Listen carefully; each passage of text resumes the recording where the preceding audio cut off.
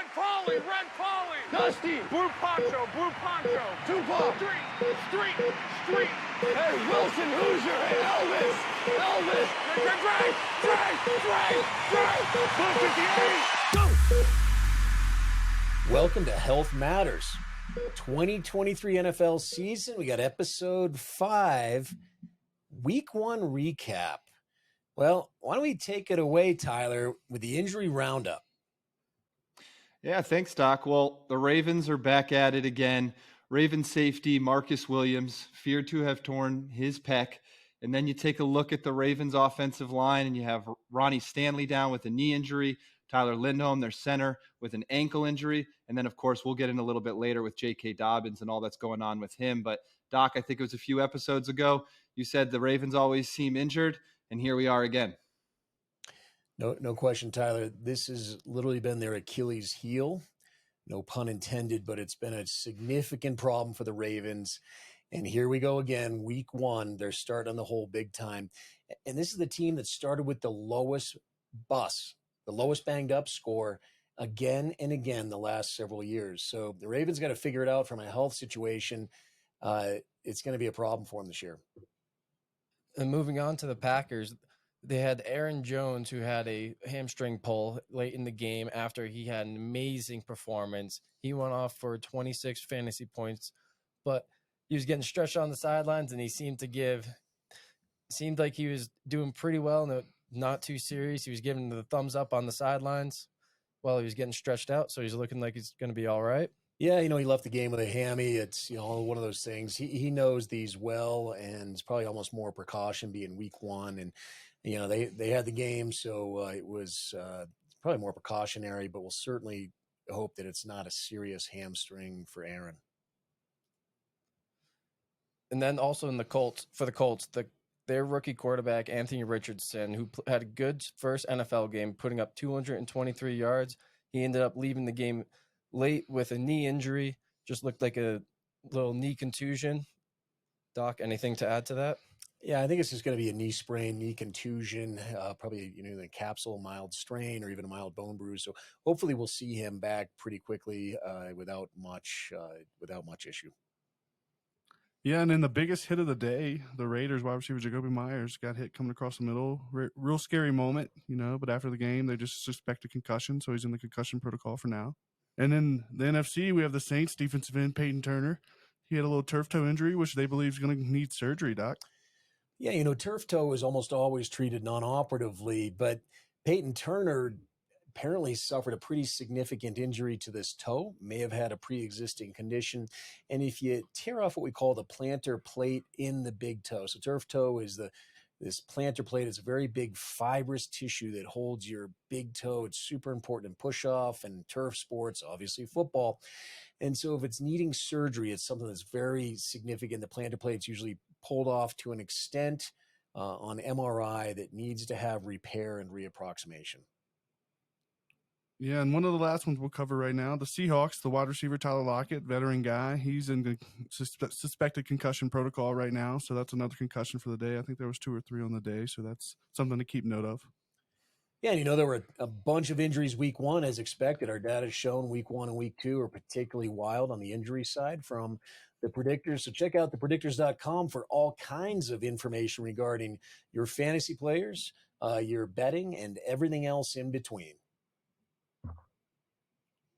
So on the Health Matters podcast, we're going to introduce a new weekly topic. We're going to do an injury breakdown each week. We're going to take the top injury from each division and give you a little info about it. And this week, the AFC's biggest injury was the Ravens running back, J.K. Dobbins, with the Achilles tear. Doc, tell us about that. Yeah, I feel bad for J.K. Dobbins. He's had a significant injury history. It goes back to high school and even college. He had an ankle fracture, a high ankle sprain. And then in 2021, missed the whole season with an ACL, LCL, meniscus of the knee, plus a hamstring.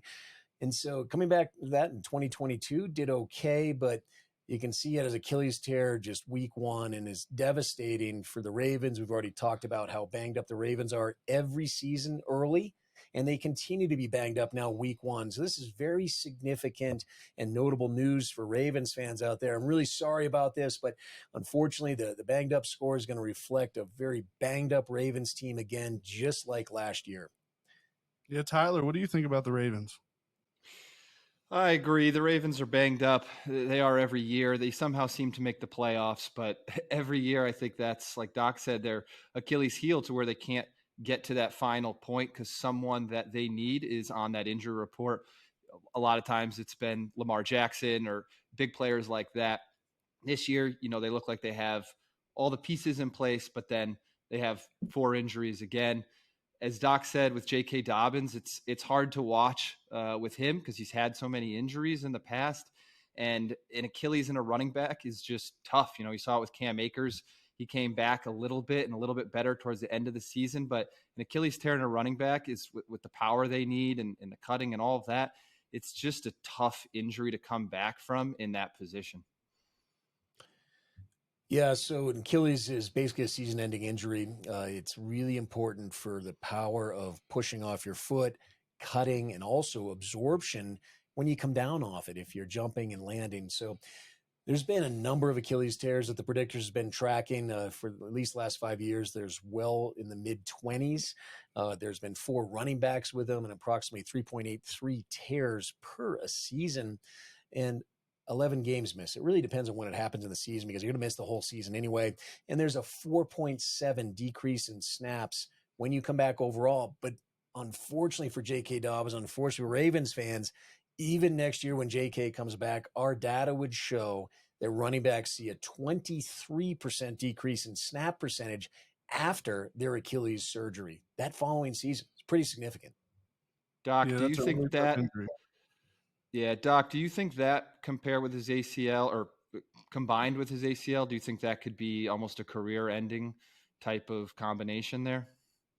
I mean, it's going to be hard. Ohio State player drafted in 2020 is still relatively young, Tyler. We've seen these folks come back, but the running back position is really hard. And when you're dealing with a running back's longevity in the NFL of being average under 4 years anyway, there's certainly a chance that JK may think about his future here. However, Ravens fans and many others, and they played a great time at Ohio State. He would be a good addition if he can get through this. Yeah, he's going to be a big miss for them this season. They were relying on that running game, so that's going to be tough. So on the NFC side, we have the Browns OT All-Pro 2020, Jack Conklin. Tell us about him, Tyler.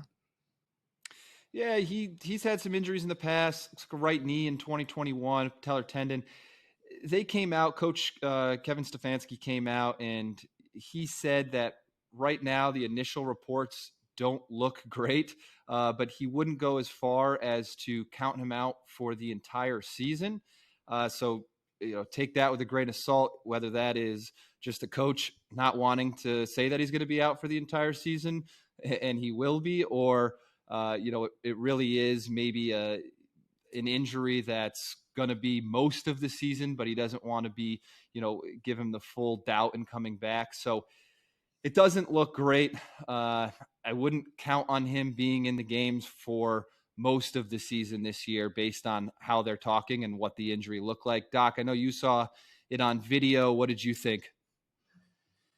Yeah, from video analysis, it certainly looked like a bad MCL, but also just the way the knee was planted and injured, also MCL plus ACL, which is my significant concern.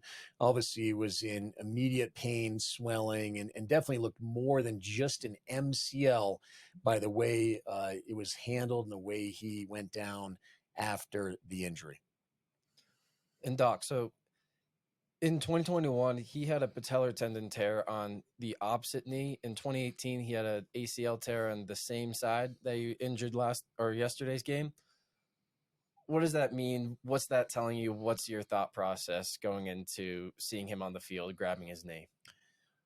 Yeah, Jackson All-Pro, he's an amazing player. He's come back from pretty significant injuries, the left knee ACL, the right knee patellar tendon.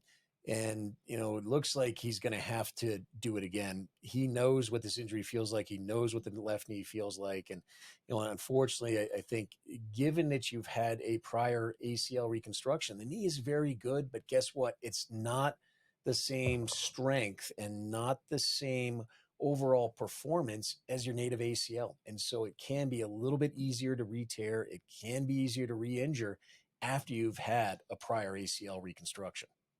Yeah, that's scary for the All-Pro. Hopefully he can get back and have a career after this. Week 1 was really exciting in the NFL this week. It was some great games, some upsets, some big plays. Tyler, tell us which game surprised you the most in Week 1.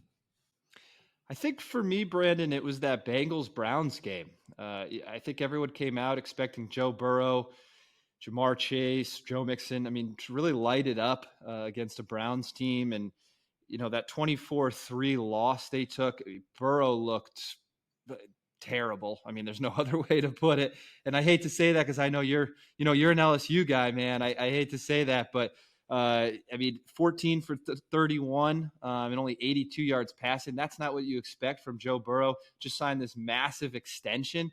You thought he'd come out and just light up that field. And unfortunately for Bengals fans, it just didn't look like they were prepared. Hopefully they get it together and week 2, they come in firing on all cylinders. I know a lot of people took Jamar Chase early in their fantasy drafts. I know I have Joe Mixon on my team. So, you want to see those guys do well. So hopefully they could figure that out. Yeah, I think he was still counting the money. He did miss all of preseason with that calf injury, though. So how did that affect him, possibly? That's true. You may not have had all the practice reps in. He knows that offense back and forth. So you'd think even without doing all the practice, he still knows it. But hey, when you're not in there at practice, you're not in there all the time, you lose out on some of those steps with your receivers, that timing, things like that. So that could have definitely taken a toll on him more than we think. And who knows? They come in, they say that he's ready to go, he's back, but that could still be bothering him. It could still affect him some, and that could be part of the reason that the game turned out the way it did. Well, Joe Burrow had that calf injury. I mean, he was carted off in the preseason. You can see that was a pretty significant scare when you injure the medial gastroc, which is generally what it is, or it's a calf strain. It's right up behind your knee. These are sometimes not just a 2, 3, 4 week injury, but it can be 6, 7, 8 weeks, depending on the magnitude of the strain. And as you can tell, mobility can be effective, push off, throwing, setting, everything that a quarterback like Burrow does is super important. So it may not be surprising that Burrow didn't have a great game in his outing week 1 after this calf strain. You can see health matters. Yeah, that's a good point, Doc. These always take a little bit longer than people think. And even when the player comes back, it may not be fully healed at that time. Well, Ryan, what was your game of the week that really surprised you? Well, so the game that surprised me the most had to be the Rams versus Seahawks, where the Rams won 30-13. I mean, with Cooper Kupp being out, seeing a specialist in Minnesota, we weren't expecting much from them. We weren't expecting much from their receiving core. They're very young.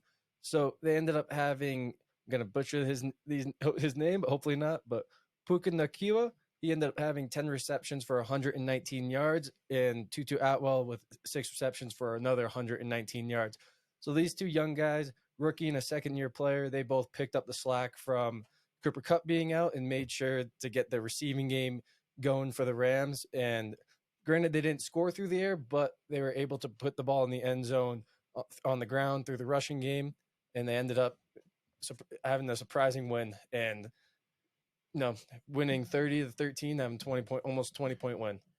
Yeah, and let's not forget Cooper Kupp. I mean, he's on IR now, 4 weeks, and McVay's brilliant. He probably knew this was going to happen. He knew there was going to be some issues. So making those changes early in the preseason, early in the practice, this last 1 to 2 weeks certainly helped the Rams dominate because they knew they were going to be without Kupp, and now it's at least another 3 weeks.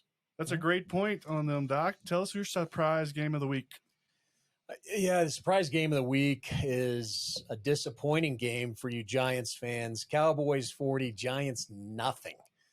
And I mean, a missed field goal. They tried numerous attempts and other things.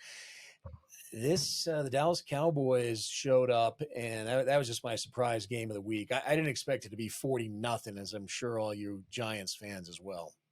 Yeah, that was a big surprise. That's also a big fantasy surprise too, right, Tyler? Yeah, absolutely. If you had the Cowboys defense in fantasy, you were really happy. I mean, they put up 40 points in iLeague, and 2 interceptions, 0 points allowed, 7 sacks, 3 forced fumbles, 1 fumble recovery, and 2 touchdowns just for the defense. I think that was the easiest game the Cowboys offense has probably ever had, thanks to their defense. So that was a huge fantasy surprise, I'd say. That was an easy game for Dak, and you look at Micah Parsons among the whole defensive squad. Hats off to them. They really showed up.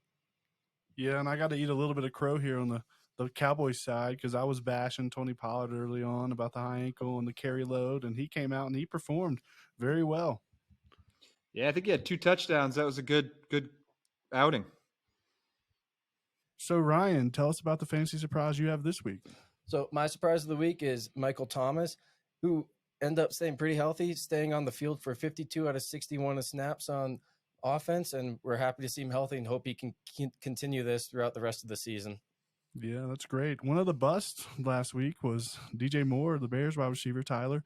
We were kind of high on early on being an explosive guy, but he didn't really perform very well. What do you think on that? Yeah, he didn't look great. I know in the preseason he was battling a little bit of an injury in that hamstring, but we thought he'd come out. He looked good prior to that in preseason. Unfortunately, that whole Bears squad didn't look really up to par in the game. One thing you got to think about with DJ Moore is when you have a dual threat quarterback, he's going to run some, he's going to pass some. So that's going to take away a little bit of his productivity. But what we had seen in the preseason, we thought he'd be there. This game, he wasn't. Hopefully that's not a sign for what's to come. Yeah, only 2 targets. That's never fun for a receiver. Any other guys you have? Yeah, I mean, what about Tyreek Hill? I mean, he's another exceptional performance down in Miami, and it was honestly a little bit of a surprise in terms of Miami pulling it out at the end. Incredible 3rd down play at the end of the 4th quarter. I mean, there's just so many good things at the end there for Miami Dolphins fans. So congratulations. Yeah, that was a very exciting game. We have one more game to go tonight, the Buffalo Bills and New York Jets, which is coming to be an exciting game as well, a rivalry in the division. So that's going to be a fun one. Tell us some thoughts on that, guys. Yeah, we thought that this was going to be the game of the week for most of us last podcast. We do have some concerns. We got Breece Hall and Dalvin Cook both on the injury list. I think they're going to be limited in participation, even if they're a go. We'll have to watch that and see what the final roster looks like at 90 minutes pregame. Yeah, Tyler, how about you? What's your opinion on this game tonight? Yeah, I'm really excited to see what both these teams have. There's been a lot of hype around the Jets and Aaron Rodgers and how that whole team's coming together. So excited to see how they do. And then, of course, with Buffalo, you got Josh Allen, you got Stephon Diggs, you got their high-powered offense. So they'll be really exciting to watch. Yeah, let's give the fantasy fans a little bit of tips tonight. Who are you going to start and who are you going to sit? Yeah, for me with the Jets here, I'm sitting Breece Hall tonight. I know people want to see him. He's coming back from that ACL though, and he's still questionable on the injury list. So I'm a little bit worried about what his productivity is going to look like, and I may eat my words next podcast, but I'd probably sit him for playing with on the Jets. So Garrett Wilson, man, that guy looks so good. He looks like a wide receiver 1. I think you have to put him in there, see what he can do. When it comes to Buffalo, I'm not playing James Cook tonight. Jets have a really good run defense, and Buffalo has a high-powered passing team. So I just don't think he's going to see the productivity that you need to get you a bunch of points in fantasy. But for playing, actually go a little bit out here and say Gabe Davis. I think Sauce Gardner will probably be on Stephon Diggs, so that may open up some stuff for Gabe Davis. And then, he ended up with 836 yards last year, which is, nothing to laugh at, just under 1,000 yards. And his first game last year, he went off for 88 yards and a touchdown. So I'd like to see what he does this year. Definitely Gabe Davis. That's a good hot take pick there. Yeah, so you look at this fantasy fans, you've got some pretty cool picks tonight to round out your scores. And as it comes down to those final wide receivers or running backs, super key. But I don't think anyone's sitting our quarterbacks on the Jets and Bills. So it should be really exciting. Definitely exciting. Who you got? I'm going to take the Jets in the upset. I'm going to second that. I'm also going to be taking the Jets, and I think they're going to be pulling away with a 2-possession win on this one, 10, 14 points maybe. I think they're going to surprise the world tonight. You know what? I've got the Bills by 3. I'm going with Doc. I'm Tyler? taking the Bills. All right, 2-2. guys. We'll see how it goes. All right. Well, there you have it. Episode 5, Week 1 roundup for Health Matters. As you know, we'll keep bringing you the latest insights in health, injury, fantasy, and betting. We'll see you next time.